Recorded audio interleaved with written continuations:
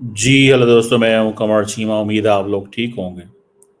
दोस्तों, important development ये है कि रशियन फॉरेन मिनिस्टर लेवरोव ने ये कहा है कि जनाब हर कीमत के ऊपर now is the time, at every cost now is the time कि रशिया, इंडिया, चाइना जो ट्रॉयका है उसको हम एक्टिवेट करें। This is important development at this time. याद रखें, India is a part of quad. India is a part of Quad, Quadrilateral Security Dialogue. Australia, America, Japan, and India, and it's a struggle. It's a generational struggle against authoritarianism as per the United States. And now, what Indians want is कि Indians ये कह रहे हैं कि we will also work with the this troika. Russia ने कहा है कि रशिया, इंडिया, चाइना ट्राइका की बात हो रही है और इंडिया और चाइना बॉर्डर एग्रीमेंट्स पे पहुंच रहे हैं।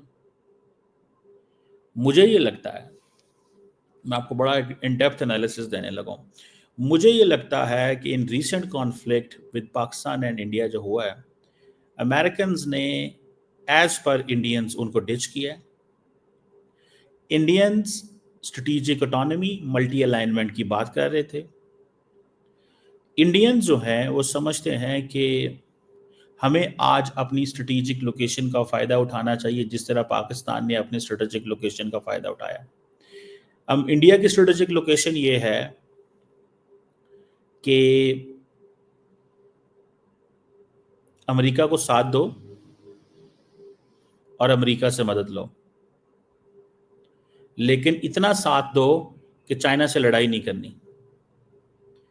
अमेरिका इंडियंस को इन टेबल्स पे बिठाएगा जहां पे बैठ के एंटी चाइना बैशिंग किसी हद तक होगी, लेकिन इंडिया चाइना से लड़ेगा नहीं, बिकॉज जो रशियन फैक्टर है दैट इज़ ऑल्सो इम्पॉर्टेंट। आपको याद होगा कि अमेरिका के former national security adviser Jack Sullivan जाते जाते इंडिया को ये कह गए थे अपनी आखिरी टर्म में कि रशिया आपके साथ खड़ा नहीं होगा, रशिया आपके साथ खड़ा नहीं होगा। सो आपको क्या चीज़ करनी चाहिए, दैट इज़ इम्पोर्टेंट थिंग। आपके साथ रशिया खड़ा नहीं होगा। आपको क्या चीज़ चाहिए कि आप हमारे साथ खड़े हों और चाइना का मुकाबला करें। इंडियंस कहते हैं नहीं, मल्टी अलाइनमेंट, स्ट्रेटेजिक ऑटोनॉमी। इसमें चाइना की गुडविल विन विन सिचुएशन है, पाकिस्तान में भी इसमें विन विन सिचुएशन है। वो पूछें क्यों? अगर इंडिया, चाइना, रशिया ट्राइको बनता है तो there will be more countries in the region which will have a leverage over India, Russia and China. लेकिन प्रॉब्लम यह है कि नरेंद्र मोदी साहब की जो foreign policy and national security objectives हैं, they are linked with the domestic politics. That is a problem. उनकी जो डोमेस्टिक इलेक्टोरल आउटरीच है वो अपनी बढ़ाते हैं थ्रू फॉरेन पॉलिसी गोल्स। अभी तक तो वो ये बढ़ा रहे हैं कि जनाब अमेरिका भी हमारे पास आता है, रशिया भी आता है, वेस्ट भी है, फलाना भी है, अब हम चाइना के साथ भी ताल्लुकात ठीक कर रहे हैं। बेसिकली अमेरिकन ने इंडियंस को यही तो इस मुकाम पे लाके खड़ा कर दिया कि इंडियंस को बताया गया कि तुम ये मल्टी अलाइनमेंट की रोज बातें करते हो, हमें ये बातें अच्छी नहीं लगती। अब क्या नरेंद्र मोदी के पास चॉइस है कि वो दोबारा चाइना और रशिया के पास जाएंगे? पिछले हफ्ते एक ग्लोबल थ्रेट असेसमेंट रिपोर्ट आई थी जिसमें अमेरिकन ने ये कहा कि इंडिया जो है वो रशिया से पीछे हट रहा है। इंडिया रशिया से पीछे हट रहा है। अब देखना यह है कि कितना को पीछे हट रहा है। वेपन्स एक्वायर करने में किस चीज में पीछे हट रहा है? इस सवाल तो बनता है ना एक, कि कितना को पीछे हट रहा है। समझ रहे हैं आप बात को? So that is a question. इस क्वेश्चन को मैं जारी बात है चाहता हूं कि आप लोग भी समझें इसको, कि ये कोई आसान चीज नहीं है ये बात कर देना कि जनाब वो सो मुझे लगता है कि रशियन समझते हैं कि इस स्पेस का फायदा उठाया जाए। रशिया ने कैलकुलेट किया है कि इंडिया के अंदर ये एक फीलिंग है, और फीलिंग ये है कि हमें डॉज किया गया है। सो अगर ये फीलिंग मौजूद है तो इट्स गुड। हम क्यों ना इंडियंस को कहें और चाइनीज को कहें कि आए आपको हम टेबल पे बिठाते हैं। वो कहते हैं हम आपको बिठाते हैं टेबल पे। अब रशियंस किस चीज की प्ली ले रहे हैं? वो कह रहे हैं जी बॉर्डर पे अंडरस्टैंडिंग हो गई है, थिंग्स आर गुड। मैं आपको बात बताऊं, इफ बॉर्डर पे अंडरस्टैंडिंग हो जाती है रशिया, अमेरिका और चाइना और इंडिया की, मैंने आपको बताया था ये जो ड्रैगन एलिफेंट टैंगो की बातें चाइनीज कर रहे हैं ना, ये अमेरिकन को जरा भी रास नहीं आई, को जरा भी अच्छी नहीं लगी। और इस रिसेंट कॉन्फ्लिक्ट के अंदर American deep state was taking decisions and president Trump, JD Vance और Rubio, they were executing and they were acting in that way। JD Vance को डेली सुबह उठ के जब सीआईए ब्रीफिंग देती है कि इस वक्त साउथ एशिया में तुमने क्या बोलना है, या ट्रम्प को कहा जाता है कि तुमने क्या बोलना है, तो आप क्या समझते हैं वो एवं ही इसको वो कर रहे हैं? दे do understand it very carefully, वो इसको बहुत अच्छे अंदाज से समझते हैं।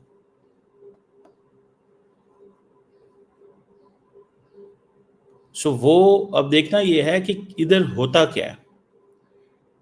क्या रशियंस वाकई ही इंडिया और चाइना को टेबल पे बिठा देंगे? सवाल है ना। क्या रशियंस वाकई ही इंडिया और चाइना को टेबल पे बिठा देंगे,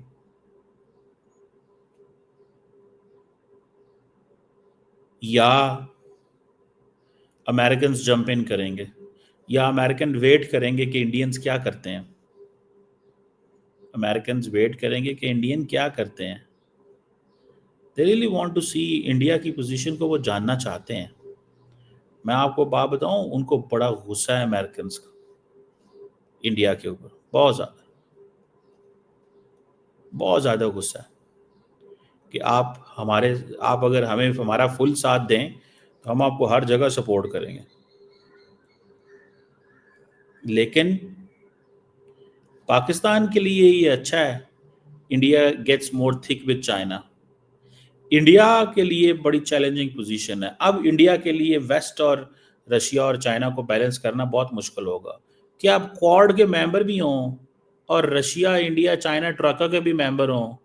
अब कर क्या रहे हैं वो? फिर वेस्ट वालों की बातें तो ठीक है ना कि we are investing in patience, हम पेशेंस में इन्वेस्ट कर रहे हैं। When they are dealing with Indians, तो वो कह रहे हैं कि हम उसमें इन्वेस्ट कर रहे हैं।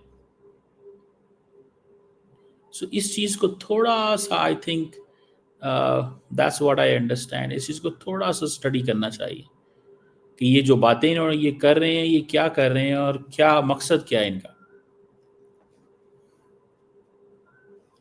I really like that approach कि रशियंस ने जंप इन किया बेसिकली इस सिचुएशन के अंदर। उन्होंने जंप इन किया है और वो समझते हैं कि नाउ इज द टाइम कि हम इस चीज़ को स्टडी करें, देखें कि हम चाइना को, इंडिया को कैसे अपने फोल्ड में लेके आ सकते हैं। और मेरा ख्याल है कि ये इंडिया और रशिया मिल के भी ये फैसला करेंगे कि bring India in the fold, इनको इस फोल्ड में लेके आए। मुझे लगता है, I find it that way. ये मुझे मुझे ये चीज़ लगती है, आपको पता नहीं लगती है। मुझे लगता है कि रशिया और चाइना जो है वो मिल के ये चीज़ जो है वो करेंगे।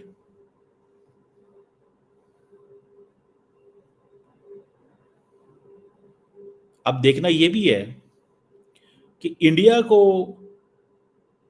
ये जो अमेरिकन गजब है उससे बच पाएंगे। द अमेरिकन रॉथ, इससे बचना कोई आसान काम थोड़ा ही होता है। इससे बचना कोई आसान काम नहीं है। इंडिया को अपने पत्ते बड़े कैलकुलेटेडली खेलने पड़ेंगे। और अब ये जो ट्राइका की क्या शक्ल होगी, सिक्योरिटी कंपोनेंट होगा, इकोनॉमिक कंपोनेंट होगा, डिप्लोमेटिक कंपोनेंट होगा। पहले ही अमेरिकन आपको पता है ब्रिक्स के ऊपर बड़ा सख्त फैसला कर चुके हैं। ठीक है, उन्होंने कहा कि मैं इन तमाम ब्रिक्स ममालिक के ऊपर सैंक्शन लगा दूंगा अगर इन्होंने इकॉनमी की बात की तो उड़ा दूंगा मैं इन्हें, कहा है ना उन्होंने। सो ये चीज़ है जिसको आई थिंक वो, अब मैंने आपको एक चीज़ और भी बताई थी। The Chinese noticed India doesn't want to be part of the Quad in a military sense. That is why they normalized relations with India. एक बात। दूसरा, उन्होंने रिलेशंस को नॉर्मलाइज किया। ड्रैगन एलिफेंट टैंगो की बातें हुई, ड्रैगन एलिफेंट डांस की बातें हुई, लेकिन इसके बावजूद इंडिया के खिलाफ चाइनीज ने पाकिस्तान की फुल सपोर्ट दी, टू गिव इंडिया मैसेज कि हम उसके साथ खड़े होते हैं जो हमारा पार्टनर होता है। पाकिस्तान इज आवर पार्टनर, हम पाकिस्तान के साथ खड़े हैं, तुम हमारे पार्टनर नहीं हो, तुम्हारे साथ अभी हम कॉन्फिडेंस बिल्डिंग मेजर्स कर रहे हैं, तुम्हारे साथ अभी हम कॉन्फिडेंस बिल्डिंग मेजर्स चल रहे हैं। तो हम उसको इस सेंस में देखते हैं, तुम्हारे साथ अभी कॉन्फिडेंस बिल्डिंग मेजर्स चल रहे हैं भाई साहब। So I think that is where they are paying attention to the situation.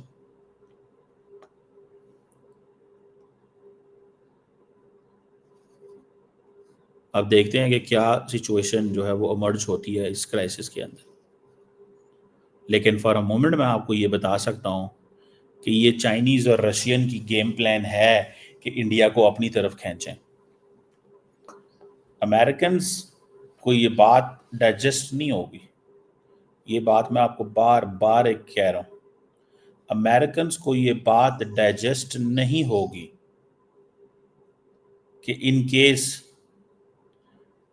Case India ने ये फैसला किया कि वो इस ट्रॉयके का एक्टिव हिस्सा बनते हैं। अमेरिकन्स को हजम नहीं होगी ये बात।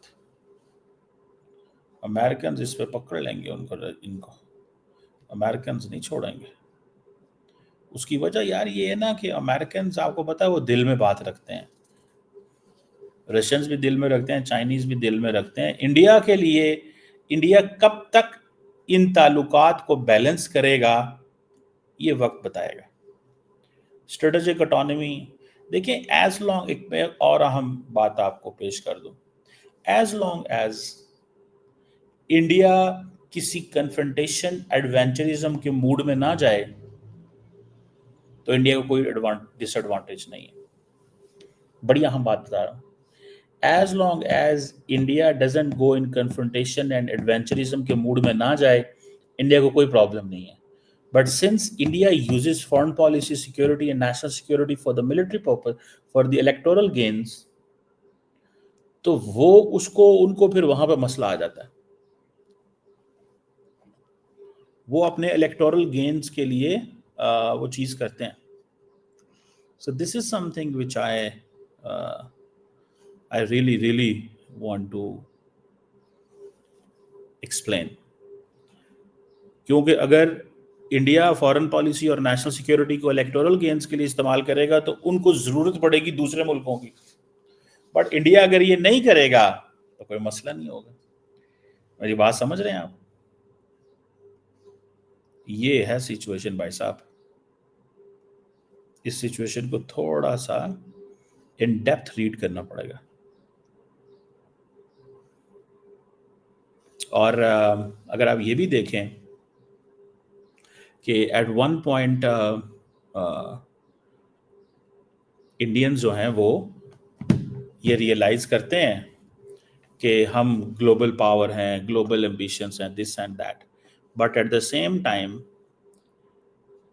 every country will say कि yes we are with India, but they will not stand with India when वो इंडिया किसी के सामने आके खड़ा हो जाएगा। जब इंडिया अकेला होगा तो हम सारे कहेंगे हम आपको सपोर्ट करते हैं, हम आपको सपोर्ट करते हैं। You getting me? ये इंपॉर्टेंट चीजें हैं, मेरा ख्याल है इसको the people who are at the helm of the affairs they do understand this. That's my assessment. Let's see क्या होता है।